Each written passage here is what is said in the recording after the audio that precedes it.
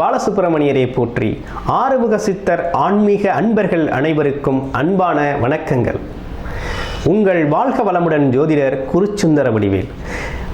March மாத பலன்கள் எப்படி இருக்க போகுது அப்படிங்கிறத நம்ம தொடர்ச்சியாக பார்த்துக்கிட்டு இருக்கோம். ஏற்கனவே நம்ம ஒவ்வொரு மாதமும் ஒவ்வொரு ராசிக்கும் எப்படி இருக்குது அப்படிங்கிறத பார்த்துக்கிட்டு இருந்தோம். அந்த வகையில் இந்த மாதத்திற்கான பலன்களை பொது பலனாக ஒவ்வொரு ராசிக்கும் எப்படி இருக்குது அப்படிங்கிறத பார்ப்போம். விருச்சிக ராசி அன்பர்களுக்கு எப்படி இருக்க போகுது அப்படிங்கிறத, மார்ச் மாதத்துக்கு எப்படி இருக்க போகுது அப்படிங்கிறத பார்க்குறோம். அந்த வகையில் பார்த்தோம் அப்படின்னா, விருச்சிக ராசி அப்படின்னு எடுத்துக்கிட்டோம் அப்படின்னு கேட்டோம்னா, இது பார்த்தோம்னாக்க கொஞ்சம் பார்த்திங்கன்னா பிடிவாத குணங்கள் கொஞ்சம் அதிகமாக கொண்ட ராசி பார்த்தோம்னா விருச்சிக ராசி.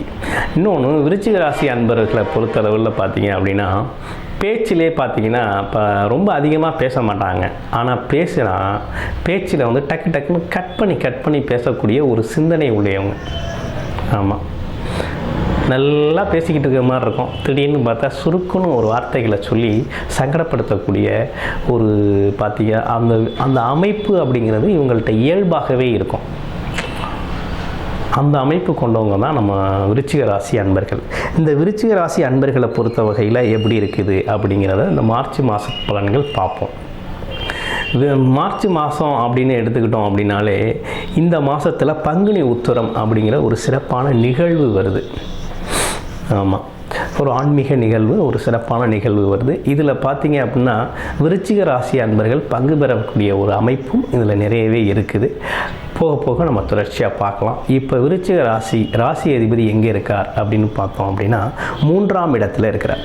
3ஆம் இடத்துல செவ்வாய் பகவான், விருச்சிக ராசியோட அதிபதி செவ்வாய் பகவான் 3ஆம் இடத்துல இருக்கிறார்.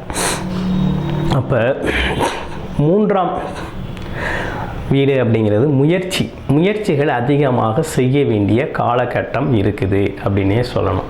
எந்த அளவுக்கு முயற்சி எடுக்கிறாங்களோ அந்த அளவுக்கு அவங்களுக்கு வெற்றிகள் கிடைக்கக்கூடிய ஒரு நல்ல காலகட்டம் அப்படின்னு பார்த்தோம்னா, விருச்சிக ராசி நண்பர்களுக்கு முயற்சியை அதிகப்படுத்தணும். அதே போல் இன்னொரு விஷயம், பெண்கள் தொடர்புகளை கட் பண்ணணும். இல்லைன்னா தேவையில்லாத வம்பு வழக்குகள் இந்த காலகட்டத்தில் சந்திக்கக்கூடிய அமைப்பு ரொம்ப அதிகமாகவே இருக்குது.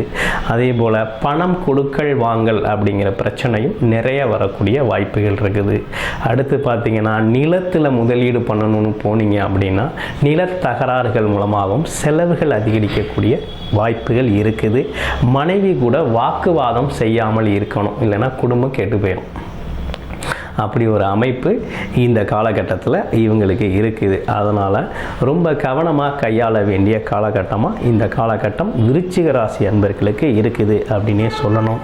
12ஆம் அதிபதி, அதாவது பார்த்தோம் அப்படின்னா ராசி அதிபதியோடு சேர்ந்து 3ஆம் இடத்துல பயணம் செய்கிறதுனால விரைய செலவுகள் அதிகமாகும். இதெல்லாம் தவிர்த்துக்கணும்னா என்ன பண்ணணும் அப்படின்னா, முருகப்பெருமானை வழிபடணும். சஷ்டி திதியில் முருகப்பெருமான் வழிபாடு செய்யணும். அதே போல் புதன்கிழமைகளில் பெருமாள் வழிபாட்டை அதிகப்படுத்தணும். அப்படி செய்கிறதுனால இந்த விஷயங்களை, இந்த மாதத்தில் வரக்கூடிய சிறு சிறு சங்கடங்களை நீங்கள் தவிர்த்துக்கலாம். அந்த வாய்ப்புகள் உங்களுக்கு இருக்குது அப்படின்னே சொல்லணும். 4ஆம் இடத்து சனி பகவான், அதே போல் 10ஆம் அதிபதியும் 11ஆம் அதிபதியும் சேர்ந்து 4ஆம் இடத்துல இருக்கிறதுனால வண்டி வாகனங்களில் ரொம்ப கவனமாக இருக்கணும். அது சார்ந்து பயணத்தால் உங்களுக்கு வருமானம் உண்டு. அதே போல் பார்த்தோம் அப்படின்னா தொழில் அப்படிங்கிறது பார்த்தோம் அப்படின்னா நடமாடும் தொழில் அப்படிங்கிறது மாதிரி நீங்கள் பார்த்தீங்க அப்படின்னா நிலையற்ற தொழில்கள் செய்கிறதுனால அப்படின்னா என்னென்னா சீசன் தொழில்னு செய்யக்கூடிய விஷயங்களை இந்த காலகட்டத்தில் நீங்கள் செய்யலாம். செஞ்சீங்கன்னா அதன் மூலமாக ஒரு நல்ல வருமானம் உங்களுக்கு கிடைக்கும். அரசு சார்ந்த உதவிகள் கிடைக்கும். அதே போல் தாய் வழி உறவுகளிலிருந்து உங்களுக்கு பார்த்தீங்கன்னா சிறு உதவிகள் கிடைக்கக்கூடிய வாய்ப்புகள் இருக்குது. தாய் குணத்தில் நீங்கள் அக்கறை செலுத்த வேண்டிய காலகட்டமும் இருக்குது. அதே போல் அரசாங்க முதலீடுகள், அரசு சார்ந்த விஷயங்களில் நீங்கள் முதலீடுகள் செஞ்சுருந்தீங்க அப்படின்னா அது உங்களுக்கு ரெட்டிப்பாக கிடைக்கக்கூடிய ஒரு வாய்ப்பும் உங்களுக்கு இருக்குது. அதே நேரத்தில் 11ஆம் அதிபதி போய் 4ஆம் இடத்துல இருக்கிறதுனால வீடு கட்டுறதுக்கு பணம் அப்படிங்கிறது, சேமிப்பு பணத்தை எடுத்து வீட்டு செலவுகள் செய்யக்கூடிய வாய்ப்புகள் அதிகமாக இருக்குது. அது மட்டும் இல்லைங்க, உங்களோட தந்தையார் உறவுகள்லையும் உடல் நலத்திலையும் கொஞ்சம் கவனம் எடுக்க வேண்டிய காலகட்டமாக இந்த காலகட்டம் இருக்குது. 5ஆம் அதிபதி ராகு பகவான் பார்த்தீங்கன்னா 5ல் இருக்கிறதுனால உங்களுக்கு பூர்வ புண்ணிய சிக்கல்கள் அப்படிங்கிறது பார்த்தீங்கன்னா அப்பப்போ வந்து போகும். அதுக்கு குலதெய்வ வழிபாட்டை கொஞ்சம் அதிகப்படுத்துறது நல்லது. 6ஆம் இடத்தில் இருக்க குரு பகவான் அப்படிங்கிறது பார்த்தீங்க அப்படின்னா உங்களுக்கு வந்து பெரும் கடன் அப்படிங்கிறது பெரும்பாலும் இருக்காது. கடன்கள் சிறுக சிறுக அடைகிறதுக்கான வாய்ப்புகளும் இருக்குது. அதே போல் உங்களுக்கு வரக்கூடிய உடல் உபாதைகள் செலவுகள் அப்படிங்கிறத கொஞ்சம் படிப்படியாக குறைக்கிறதுக்கு குரு பகவான் உங்களுக்கு உதவி செய்வார். அடிமை தொழில் அப்படிங்கிறது பார்த்தீங்கன்னா உங்களுக்கு மேலதிகாரிகளோட நட்பு கிடைக்கும். வேலை பார்க்குறவங்களுக்கு அந்த நட்பு கிடைக்கும். அதன் மூலமாக ஒரு வளர்ச்சி உண்டு. அவர்கள் உங்களுக்கு உதவி செய்யக்கூடிய அமைப்பும் நல்லா இருக்குது அப்படின்னே சொல்லணும். அடுத்து பார்த்தோம்னா 7ஆம் அதிபதி 3ல் இருக்கிறதுனால உங்களோட மனைவிக்கு வழியில் நீங்கள் ஏதேனும் உதவி செய்யணும் அல்லது அவங்க உங்களுக்கு வருமான உதவிகள் செய்யணும் அப்படிங்கிறது மாதிரி ஏதேனும் வாக்குவாதங்கள் செஞ்சுக்கிட்டீங்க அப்படின்னா குடும்ப பிரிவினைவாதங்கள் இந்த காலகட்டத்தில் நடக்கக்கூடிய வாய்ப்புகளும் இருக்குது. அதனால் கவனமாக குடும்ப உறவுகளிலும் கடன் கொடுக்கல் வாங்கலிலும் ரொம்ப கவனமாக இருக்கணும்.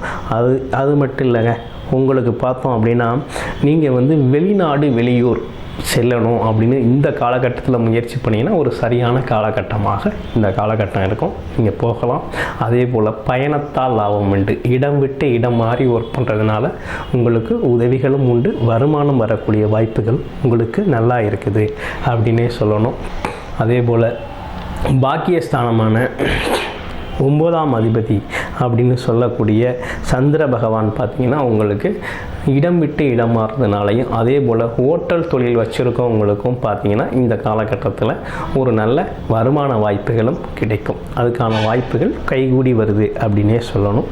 அது மட்டும் இல்லை, 11ஆம் அதிபதி எப்படி இருக்கார் அப்படின்னு பார்த்தோம் அப்படின்னா 11ஆம் அதிபதி உங்களுக்கு 4ல் இருக்கிறதுனால உங்களுக்கு பார்த்திங்கன்னா அதாவது சேமிப்பு பணம் கொஞ்சம் கொஞ்சமாக விரயமாகக்கூடிய வாய்ப்புகள் இருக்குது. வண்டி வாகனங்கள் வாங்கிறது, பழைய வீட்டை சரி பண்ணுறது அல்லது வீட்டுக்கு தேவையான பொருட்களை செய்கிறது, இந்த மாதிரி விஷயங்களுக்கு ஏற்கனவே வச்சுருந்த சேமிப்பு பணங்கள் கொஞ்சம் விரயமாகக்கூடிய காலகட்டமாக இருக்குது. அது சுப விரயங்களாக இருக்கும். குழந்தைகளுக்கு தேவையான உதவிகளை நீங்கள் செய்யக்கூடிய காலகட்டமாக இந்த காலகட்டங்கள் இருக்குது அப்படின்னே சொல்லணும். அந்த வகையில் பார்த்தோம் அப்படின்னா இந்த விருச்சிக ராசியில் பார்த்தோம் அப்படின்னா விசாகம், அடுத்து பார்த்தோம்னா விசாகம், அனுசம், கேட்டை அப்படிங்கிற 3 நட்சத்திரங்கள் நம்ம இந்த விருச்சிக ராசியில் இருக்குது. விசாக நட்சத்திரக்காரர்களுக்கு எப்படி இருக்குது அப்படின்னு கேட்டிங்க அப்படின்னா கடன் கேட்டால் அந்த காலத்தில் கடன் கிடைக்கும். அது மட்டும் இல்லாமல் நோய்வாய்ப்பட்டிருந்தால் மருந்து சாப்பிட்டதுக்காக அதற்கான மருந்து சரியான மருந்து அவங்களுக்கு கிடைச்சி அந்த நோய்கள் குணமாகக்கூடிய படிப்படியாக குணமாகக்கூடிய வாய்ப்புகள் இருக்குது. பகை அகலும். ஏற்கனவே உங்களுக்கும் மற்றவங்களுக்கும் சிறு சிறு தகராறுகள் இருக்குன்னா நட்பு பாராட்டக்கூடிய காலகட்டமாக இந்த காலகட்டம் அமையுது அப்படின்னே சொல்லணும். அடுத்து அனுசம் எப்படி இருக்கும் அப்படின்னு பார்த்தோம் அப்படின்னா தாயின் உடல் நலத்தில் கொஞ்சம் கவனம் செலுத்தக்கூடிய காலகட்டமாக இந்த காலகட்டம் இருக்குது. அதே போல் பழைய வண்டி வாகனங்களை நீங்கள் புதுப்பிக்கக்கூடிய நல்ல காலகட்டமாக இந்த காலகட்டம் இருக்குது. பழைய வீடுகளை சரி செய்யக்கூடிய காலகட்டமாக இருக்குது. மூத்த சகோதரர்களோட நட்பு உங்களுக்கு கிடைக்கிது. ஏற்கனவே மூத்த சகோதரருக்கும் உங்களுக்கும் சிறு சிறு தகராறுகள் இருந்துச்சுன்னா இந்த காலகட்டத்தில் அவரே வந்து உங்கள்கிட்ட பேசி உங்களுக்கான உதவிகளை அவர் செய்யக்கூடிய ஒரு நல்ல காலகட்டமாக தான் இருக்குது அப்படின்னே சொல்லணும். அடுத்து பார்த்தோம் அப்படின்னா கேட்டை நட்சத்திரம் அப்படின்னு பார்த்தோம் அப்படின்னா கேட்டை நட்சத்திரக்காரர்களுக்கு எப்படி இருக்குது அப்படின்னு பார்த்தோம் அப்படின்னா கேட்டை நட்சத்திரக்காரர்கள் இந்த காலகட்டத்தில் அவங்க அரசு சார்ந்த விஷயங்களில் கொஞ்சம் கவனம் செலுத்தலாம். அதுங்களுக்கு அரசால் அனுகூலங்கள் உண்டு, அரசியல்வாதிகளாலும் அனுகூலங்கள் உண்டு அப்படின்னே சொல்லணும். அரசியல் துறையில் இருக்கிறவங்களுக்கு அதில் ஒரு மேம்பட்ட பதவிகள் கிடைக்கக்கூடிய வாய்ப்பு இருக்குது. அரசு துறையில் இருக்கிறவங்களுக்கு அவங்களுக்கு அடுத்த நிலை உயர்வு அப்படிங்கிறதும் அவங்களுக்கு கிடைக்கக்கூடிய வாய்ப்பு இருக்குது. அரசு சார்ந்த வேலைகளை இந்த காலகட்டத்தில் தொடங்கி செஞ்சுக்கிட்டாக்க ரொம்ப இலகுவாகவும் சீக்கிரமாகவும் முடியக்கூடிய ஒரு நல்ல விஷயங்கள் இருக்குது அப்படின்னே சொல்லணும். இந்த வகையில் பார்த்தோம் அப்படின்னா விருச்சிக ராசி நண்பர்கள் உறவுகளில் ரொம்ப கவனம் செலுத்த வேண்டிய விஷயமாக இந்த காலகட்டம் இருக்குது. அதே போல் விரய செலவுகள் கொஞ்சம் அதிகரிக்கக்கூடிய காலகட்டமாக இருக்குது. அவரவர் சுய சாதகத்தை எடுத்து பார்த்துக்கங்க. இது வந்து பொது பலன். இப்போதையே இருக்கிற கோச்சார பலன்கள் இப்படி இருக்குது. அவரவர் சுய ஜாதகத்துக்கு ஏற்றார் போல், தசாபுத்திக்கு ஏற்றார் போல் சிறு சிறு விஷயங்களில் மாற்றங்கள் இருக்கக்கூடிய வாய்ப்புகளும் இருக்குது. அதனால் அவரவர் சுய சாதகத்தை எடுத்து பார்த்துக்கிறது அப்படிங்கிறது இந்த காலகட்டம் உங்களுக்கு மிக சிறப்பானதாக இருக்கும்.